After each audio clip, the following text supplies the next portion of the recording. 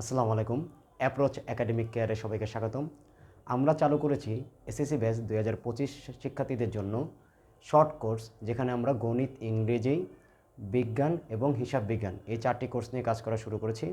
তো এর আগেও আমরা আমাদের পরিসংখ্যান, গণিতের পরিসংখ্যান চ্যাপ্টার এবং এরপরে আমরা চালু করেছি পরিমিতি চ্যাপ্টার। তো পরিমিতি চ্যাপ্টারে আমরা এর আগের ভিডিওগুলোতে ত্রিভুজ সংক্রান্ত সূত্র এবং সেই সূত্রগুলোর ব্যবহার আমরা দেখেছি এবং এর আগের ক্লাসে আমরা চতুর্ভুজ সম্পর্কিত কিছু সূত্র দিয়েছি। আজকে আমরা সেই চতুর্ভুজ সম্পর্কিত একটি গাণিতিক সমস্যা সমাধান করার চেষ্টা করব। তো আমরা আমাদের বোর্ডে দেখতে পাচ্ছি একটি গাণিতিক সমস্যা দেওয়া আছে, যেটি হচ্ছে একটি সামান্তরিকের বাহুর দৈর্ঘ্য 12 মিটার ও 8 মিটার এবং এর ক্ষুদ্রতম কর্ণটি হচ্ছে 10 মিটার। অপর কর্ণটির দৈর্ঘ্য কত?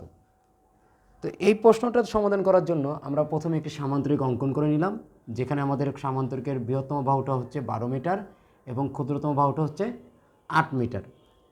এখন এখানে আমাদের ক্ষুদ্রতম কর্ণ, তাহলে আমরা যদি এখানে কর্ণ বিবেচনা করি, কর্ণ হচ্ছে এই এই ডি এবং বি একটি কর্ণ, আর এই এ এবং সি এটি আরেকটি কর্ণ। তো এই দুটো কর্ণের মধ্যে আমরা আমাদের চিত্র দেখলেই বুঝতে পারছি যে বিডি কর্ণটি হচ্ছে ক্ষুদ্রতম, আর এই বিডি কর্ণের দৈর্ঘ্য দেওয়া আছে 10 মিটার, অর্থাৎ বিডি সমান হচ্ছে 10 মিটার। আমাদের এসি কর্ণের দৈর্ঘ্যটাই বের করতে হবে।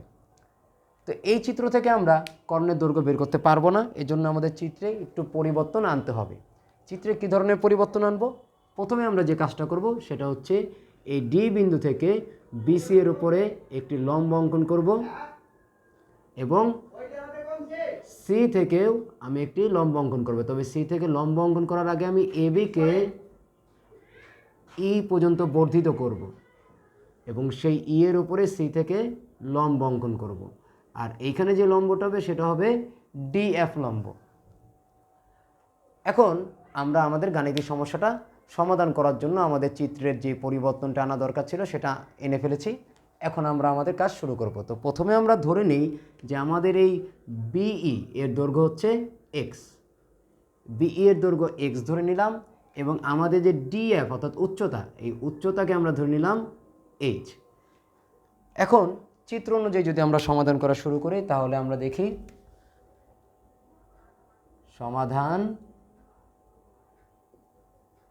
সমাধানে যদি আমরা করি, আমাদের এখানে আমরা দেখতে পাই আমাদের এ বি এবং ডি, এ বি ডি, এখানে একটা ত্রিভুজ তৈরি হলো।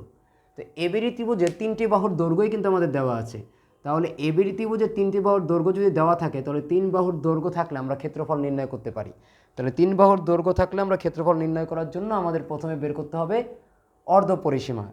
তাহলে আমরা এই চিত্রের ত্রিভুজ এ বি ডি এর অর্ধ পরিসীমা নির্ণয় করব। অর্ধ পরিসীমা, তাহলে অর্ধ পরিসীমাকে আমরা এস দ্বারা প্রকাশ করি, যার সূত্র হচ্ছে 3টি বাহুর যোগফল, অর্থাৎ 12 যোগ 10 যোগ 8 ভাগ 2। এখানে একক আছে মিটার, তো আমরা মিটার বসাবো। তো এখানে 12 যোগ 10 যোগ 8 আমাদের এখানে আসবে 30। 30 ভাগ 2 মিটার, অর্থাৎ 15 মিটার। তাহলে আমাদের অর্ধ পরিসীমা আসলো 15 মিটার।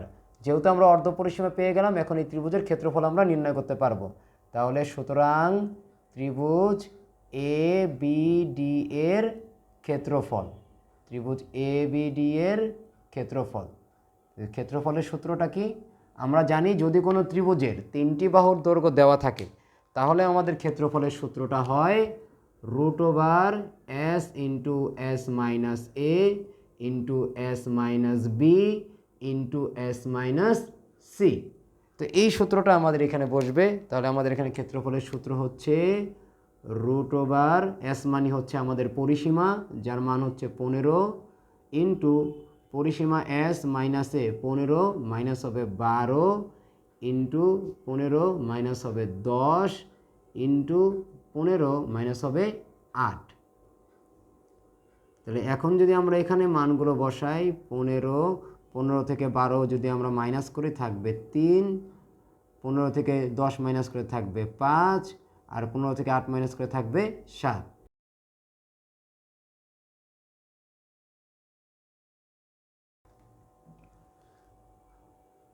তাহলে আমরা ক্যালকুলেটরের সাহায্যে গুণ করব।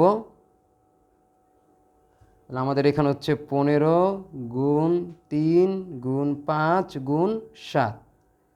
তা আমাদের এখানে আসছে 1575, যেটা আসবে রুটের ভিতরে 1575। তো 1575কে আমরা রুট করব। তো আমরা যদি রুট করি, রুট 1575, তাহলে আমাদের এখানে অ্যান্সার আসতেছে 39.68 বর্গ মিটার। তাহলে আমরা আমাদের এই এবিডি ত্রিভুজের ক্ষেত্রফল পেয়ে গেলাম। এখন এই ক্ষেত্রফলটা কেন আমাদের বের করতে হবে? ক্ষেত্রফলটা বের করার কারণ হচ্ছে আমরা উচ্চতা বের করব। তো যদি কোনো ত্রিভুজের ভূমির মান আর ক্ষেত্রফলের মানটা জানা থাকে, তাহলে আমরা সহজে উচ্চতা বের করতে পারি। কারণ আমরা জানি যে কোনো ত্রিভুজের ক্ষেত্রফলের সূত্র হচ্ছে হাফ ইন্টু ভূমি ইন্টু উচ্চতা। তাহলে এখানে আমাদের ভূমির মান তো দেওয়াই আছে। ভূমির মান হচ্ছে এবি, যেটা হচ্ছে 12 মিটার। আর ক্ষেত্রফল যদি আমরা বের করতে পারি, তাহলে আমরা উচ্চতার মানটাই ওইখান থেকে পক্ষান্তর করে বের করে নিতে পারবো। তাহলে এখন এতটুকু তোমরা সবাই উঠিয়ে নাও, আমি মুছে দিচ্ছি।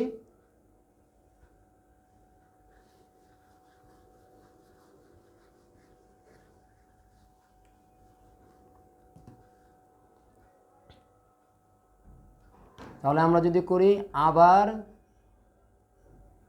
ত্রিভুজ এবিডি এর ক্ষেত্রফল, তো ত্রিভুজ এবিডি এর ক্ষেত্রফল আসবে হাফ ইন্টু ভূমি, ভূমির মান হচ্ছে 12 ইন্টু উচ্চতা, উচ্চতা হচ্ছে এইচ।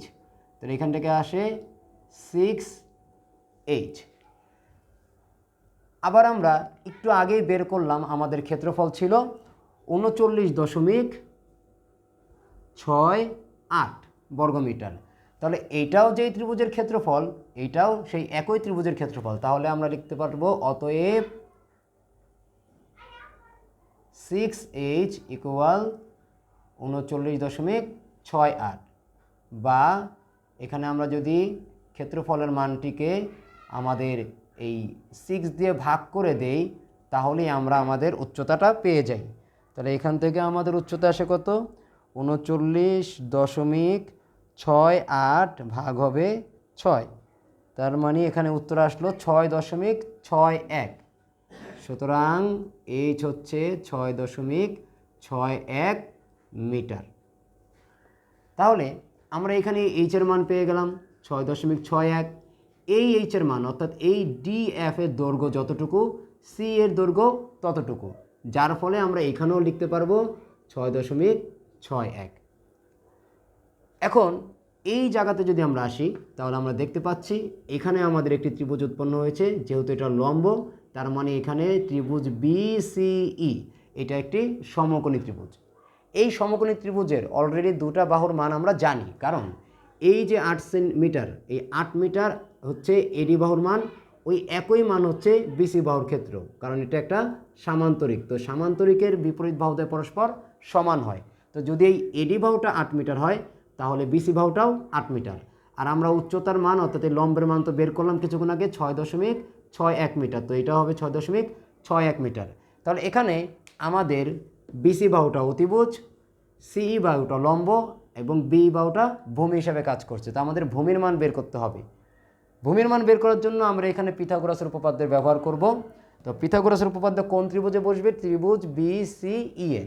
তাহলে আমরা লিখব ত্রিভুজ বিসিই এ পিথাগোরাসের উপপাদ্য অনুসারে, পিথাগোরাসের উপপাদ্য অনুসারে। পিথাগোরাসের উপপাদ্য অনুসারে কি আসবে? অতিভুজ স্কয়ার সমান লম্ব স্কয়ার যোগ ভূমি স্কয়ার। তো এখানে অতিভুজ হিসেবে কাজ করে বা অতিভুজ হিসেবে আছে কে? বিসি স্কয়ার সমান লম্ব হিসেবে আছে সিই স্কয়ার আর প্লাস ভূমি হিসেবে আছে বিই স্কয়ার। তো এখান থেকে আমরা মান বসাতে পারি BC এর মান হচ্ছে এখানে 8, তো 8 এর স্কোয়ার। সি এর মান হচ্ছে 6.61 এটার স্কোয়ার, এবং বি এর মান হচ্ছে আমরা ধরে নিয়েছিলাম এক্স, তাহলে এক্স স্কোয়ার। তাহলে এখান থেকে যদি আমরা হিসাব করি তাহলে এক্স স্কোয়ার সমান 8 স্কোয়ার বিয়োগ 6.61 স্কোয়ার। তাহলে এখান থেকে আমরা এক্সের মান বের করতে পারি। এক্স ইকুয়াল √, 8কে 8 দিয়ে গুণ করলে 8 8 64 বিয়োগ 6.61 স্কোয়ার, তো 6.61 স্কোয়ার 43.7, প্রায়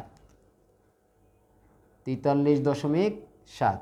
এখন এটাকে আমরা মাইনাস করে দেই, তাহলে এখানে আসবে 64 মাইনাস 43.7 20.3। তাহলে আমাদের এক্সের মান আসতেছে কত? এক্সের মান আসতেছে রুটের ভিতরে 20.3। তো এই 20.3কে আমাদের রুট করতে হবে, তাহলে রুট 20.3 যেটা আছে 4.5 সমান 4.5 মিটার প্রায়।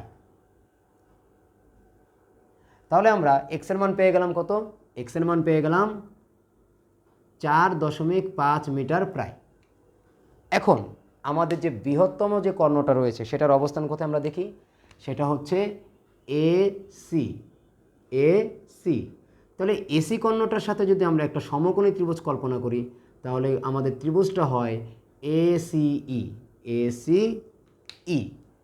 এখন আমরা এই ACE এই যে ত্রিভুজটা আছে এই ত্রিভুজের ভূমি এ এর মান আমরা বের করতে পারবো এ বির মান যোগ বি এর মান দিয়ে। সি এর মান আমরা আগেই বের করেছি, আর আমাদের এসির মানটা বের করতে হবে। তার মানে আমরা এখন এই যে ত্রিভুজ ACE এর উপরে পিথাগোরাসের উপপাদ্য বসিয়ে আমাদের অতিভুজ এসির মানটা নির্ণয় করব, কারণ এই অতিভুজটাই হচ্ছে আমাদের আয়তের, দুঃখিত, আমাদের সামান্তরিকের বৃহত্তম কর্ণ। তাহলে আমরা এখন এখানে আবার নতুন করে, তোমরা সবাই এটা উঠায় নাও, আমরা নতুন করে আবার পিথাগোরাস উপপাদ্য বসাবো ত্রিভুজ ACE এর জন্য।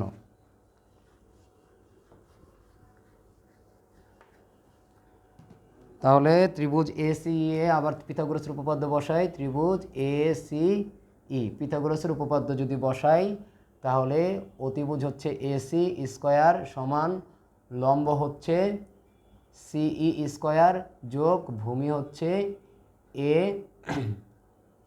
AE স্কোয়ার, বা আমার এসির মানটা লাগবে, তো স্কোয়ারটা অপর পাশে রুট হয়ে গেল। সির মান হচ্ছে 6.61 স্কোয়ার প্লাস AE। তো AE দুটো অংশ, একটা হচ্ছে AB প্লাস আর একটা অংশ হচ্ছে BE স্কোয়ার। এখন এখান থেকে যদি আমরা নির্ণয় করি 6.61 স্কোয়ার যোগ এখানে এবির মান হচ্ছে 12 প্লাস বির মান আমরা বের করলাম 4.5 স্কোয়ার। তাহলে এখানে আসবে আমাদের 6.61 স্কোয়ার যোগ 12 আর 4.5 যোগ করলে হবে 16.5 স্কোয়ার। এখন আমরা যদি 6.61 স্কোয়ার করি, 6.61 স্কোয়ার 6.61 এটার স্কোয়ার করি আমরা, তাহলে 43.7 প্রায়, আর 16.5 স্কোয়ার, তাহলে 16.5 স্কোয়ার 272.25। এখন এটাকে যোগ করে আমাদের রুট করতে হবে, তাহলে আমরা যোগ করি 272.25 যোগ 43.7।